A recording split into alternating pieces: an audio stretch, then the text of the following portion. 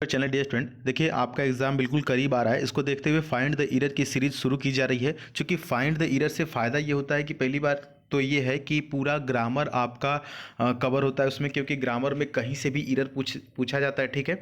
और दूसरी चीज़ ये होती है कि यहाँ से कई बार 2 या 3 क्वेश्चन भी फंसते हैं, तो बहुत ज़्यादा इंपॉर्टेंट सेशन है। इसमें ग्रामर के सभी रूल्स भी आपको एक बार रिपीट होते रहते हैं। तो कौन सा वो एरर है जो कि बार बार पूछता है, मतलब कि कुछ ऐसे रूल्स होते हैं ना, जैसे गोल्डन रूल टाइप के जो होते हैं, मतलब उन्हीं रूल पे बार बार आपके एग्जाम में क्वेश्चन पूछता है। खास करके जैसे फिक्स्ड प्रीपोजिशन हो गया, या सब्जेक्ट वर्ब एग्रीमेंट हो गया, या नाउन का एरर हो गया। तो इस प्रकार के क्वेश्चंस को हम आपको करा रहे हैं, ठीक है। तो चलिए यहाँ पर पहला वीडियो है, देखिए। Seldom has the discoveries of the world's greatest discovers like Copernicus और गैलीलियो हैव बीन फॉरगॉटन। अब आपको बताना है कि पूरे सेंटेंस में एरर किस पार्ट में है। इसी प्रकार से क्वेश्चन आपको देखने को मिलेगा एग्जाम में।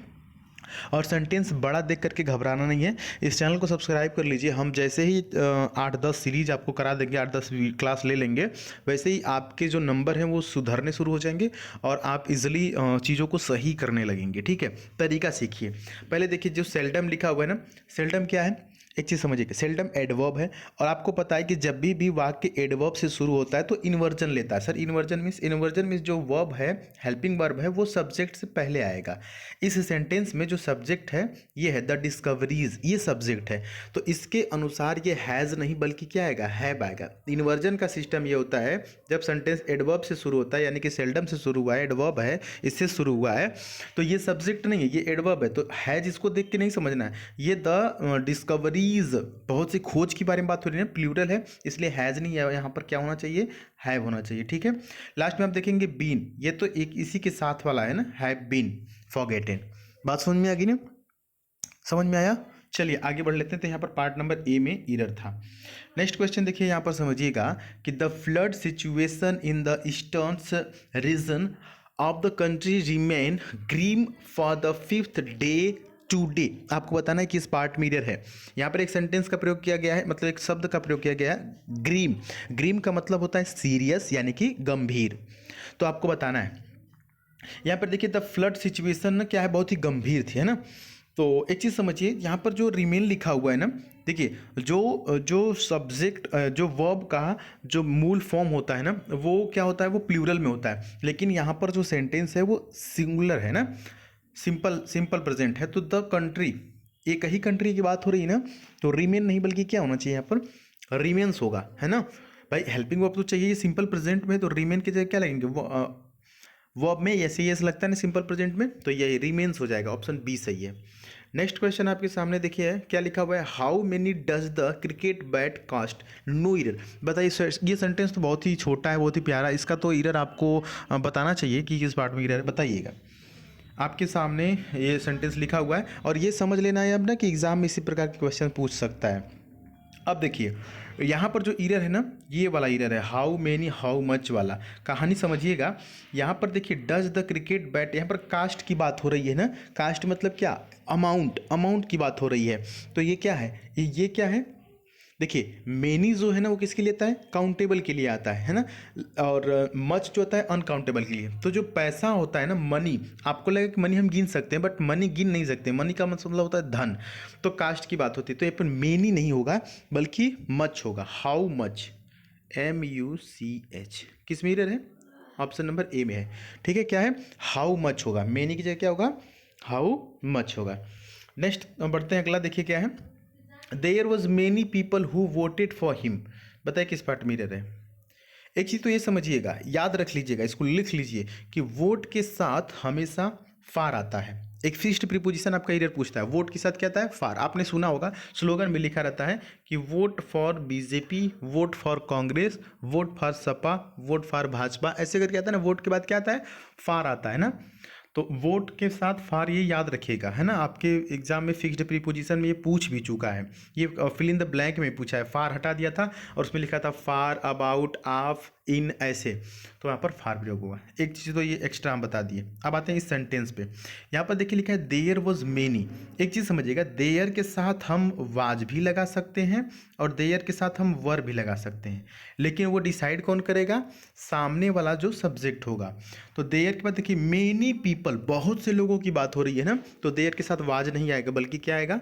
वर आएगा। जो कि प्लूरल है ना, तो यहाँ पर क्या हो जाएगा? वर आएगा। बात समझ में आ गई? ऑप्शन नंबर ए सही था। नेक्स्ट क्वेश्चन देखिए कि much villagers attended the feast hosted by the village panchayat. अब बताइए किस पार्ट मिरर है? मच विलेजर्स, क्योंकि गांव के जो लोग हैं उनको हम क्या कर सकते हैं? गिन सकते हैं। विलेजर्स मतलब गांव के लोग, भाई गिन सकते हैं ना कि 1000 लोग इस गांव में रहते हैं, 50 लोग रहते हैं, 100 लोग रहते हैं, तो गिन सकते हैं। तो मच नहीं आएगा, मच अनकाउंटेबल नाउन के साथ आता है जिसको हम गिन नहीं सकते। तो यहाँ पर क्या हो जाएगा? Many villagers. मच की जगह क्या हो जाएगा?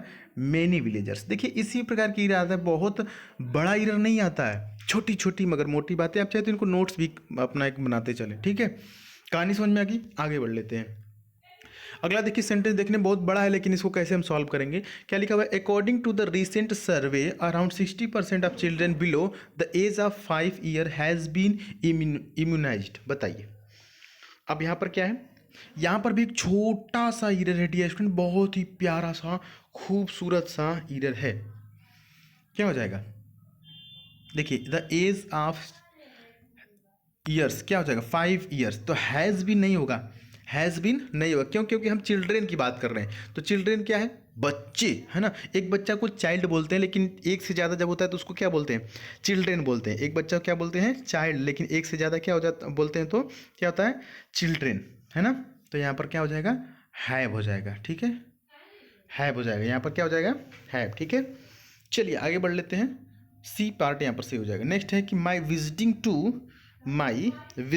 To my family are few and far between. क्या हो जाएगा? Few and far between. क्या हो जाएगा यहाँ पर बताइए? ठीक है, इसके पहले का ये देखिए, सब सही है ना इधर का? हु वोटेड फॉर हो गया, उसके बाद the feast by the panchayat according to the recent. इसमें तो ये हैव बीन ही आएगा ना, कोई डाउट तो नहीं है। चलिए आगे बढ़ लेते हैं। अगला फ्यू, बताइए फ्यू, बताइए यहाँ पर क्या हो जाएगा? इस सेंटेंस में कहाँ पर my visiting to my family are few and far between. एक चीज़ समझिएगा, फ्यू एंड फार ये एक फ्रेज है जिसका मतलब होता है रेयरली, यानी कभी कभार। तो यहाँ पर few a few the few वाला नहीं है, यहाँ फ्यू एंड फार एक ही साथ है जिसका मतलब होता है रेयरली यानी कि कभी कभार।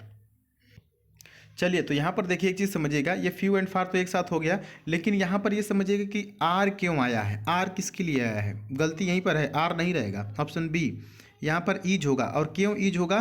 क्योंकि देखिए माई को छोड़िए, मतलब मेरा विजिटिंग, यहाँ पर विजिटिंग क्या है? सब्जेक्ट है। विजिटिंग क्या है? सब्जेक्ट है। आप बोलेंगे कि अरे सर ये तो आईएनजी है। नहीं, जीरंड के रूप में ये सब्जेक्ट है। जीरंड होता है ना आईएनजी फॉर्म को सब्जेक्ट, जैसे प्लेइंग।